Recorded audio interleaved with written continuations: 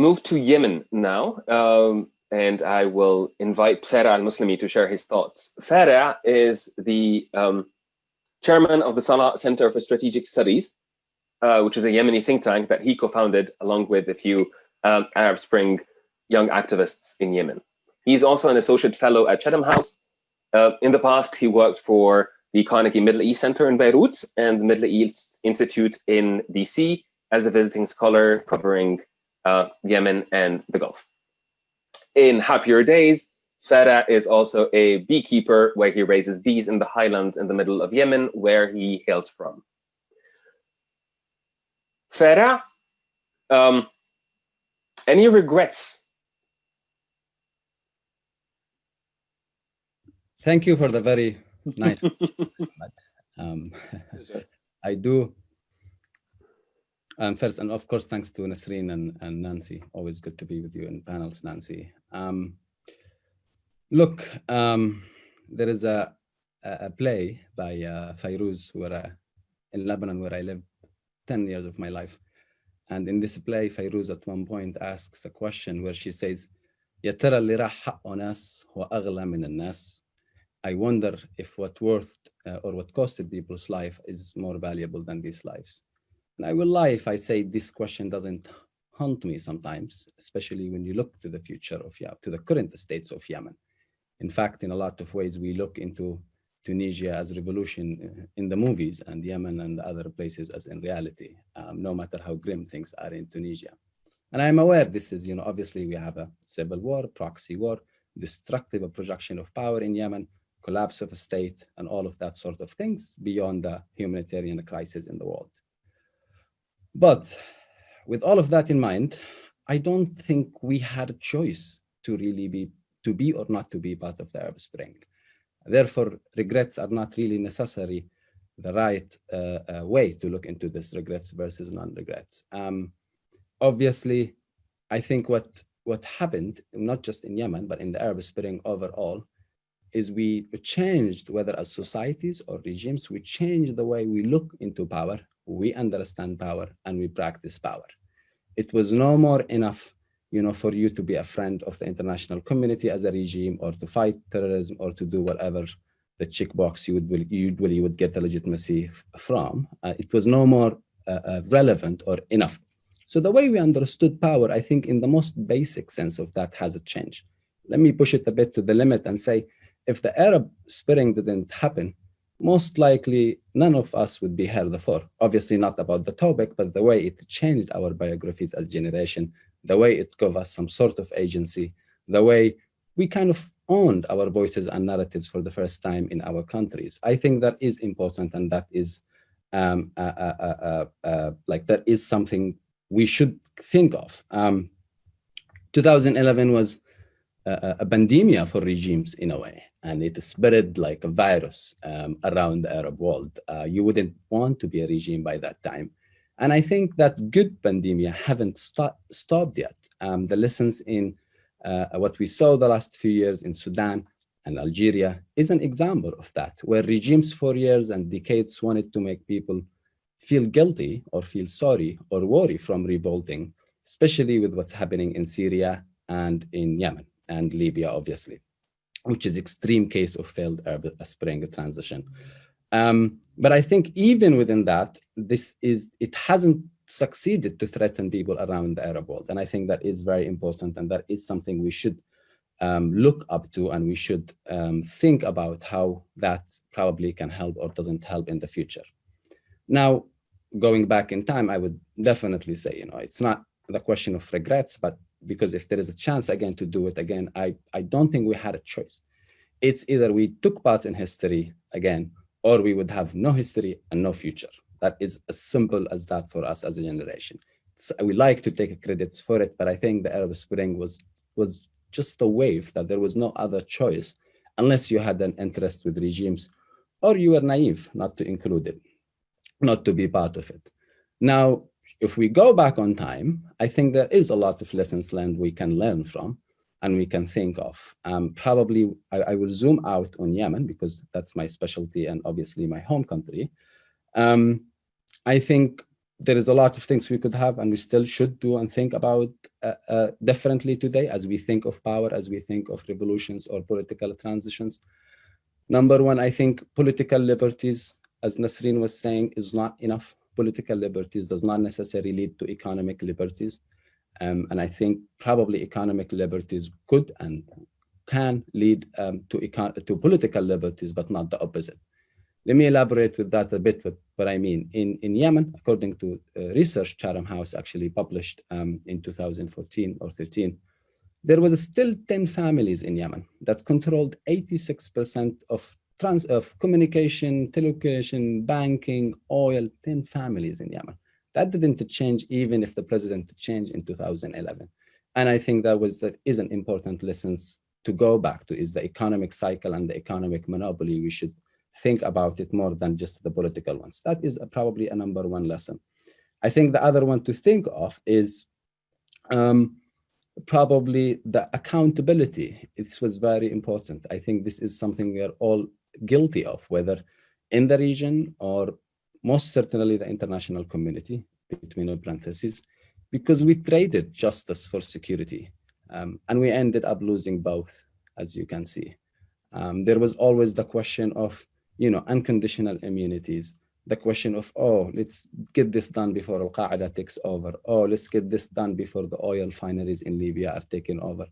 And that very pragmatic decision, I think, was a very bad idea because it inspired people to go back later on to power, like Saleh, for example, who looked around him in Syria. He saw a man staying on the expense of hundreds of thousands of his country's people. He looked left to Egypt and he saw the army came back. So he regretted handing over.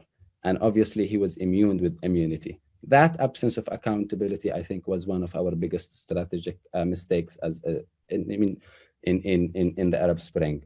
It wasn't obviously the decision of Arab Springs, but there was international frameworks and all of that things.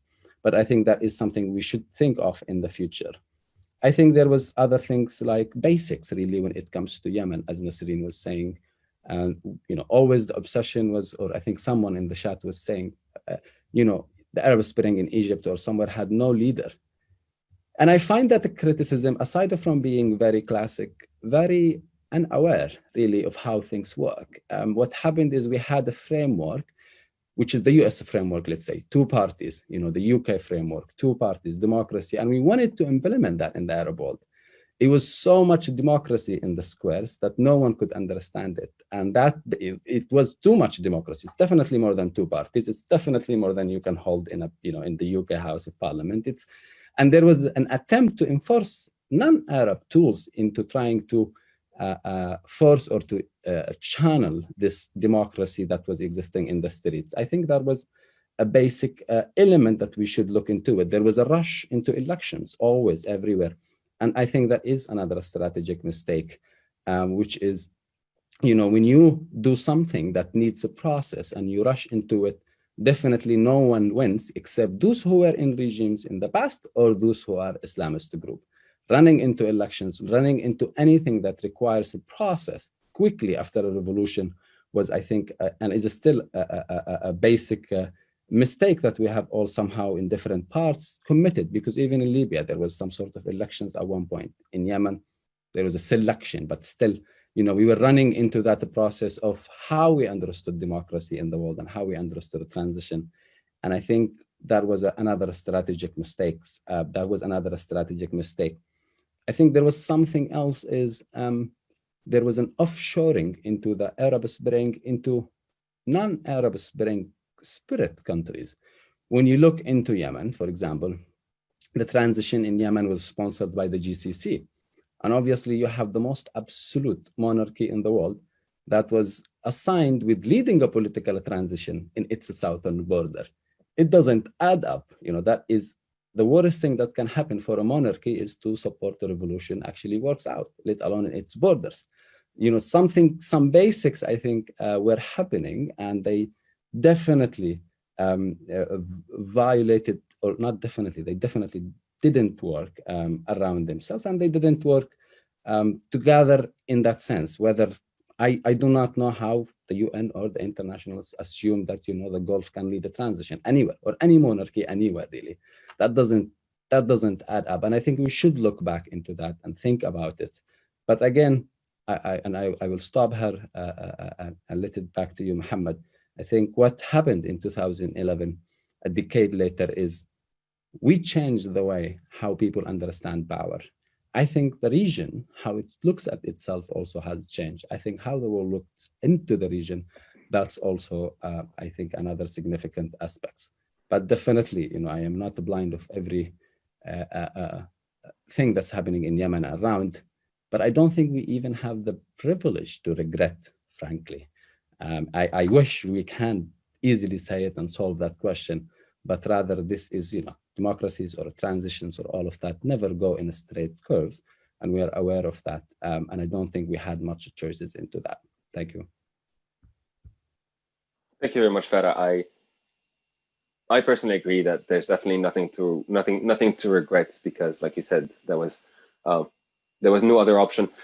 Let me ask you a question, and actually I'll extend the question to the other panelists as well if they want to weigh in after you.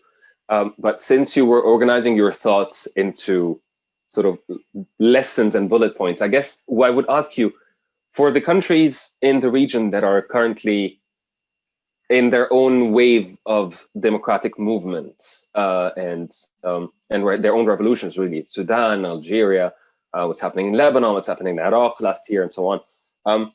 What are the lessons that you would like to share with them? What can they learn from the experience of your country?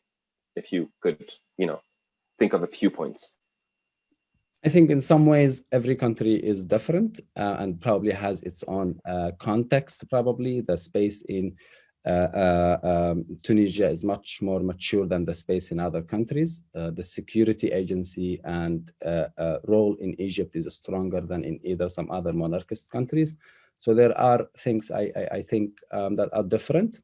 But looking back, I think in overall, I'm very optimistic about Sudan, actually, because it was led by, like what happened in Tunisia, how it was saved from civil war, and I hope Nesrine doesn't kill me for that word, is saved from a civil war by Al-Ruba'iyah, a local domestic initiative that actually led that transition. Similarly, in Egypt, it was a regional initiative from the African Union that is trying to do in Sudan, that was trying to do an initiative for a transition of power.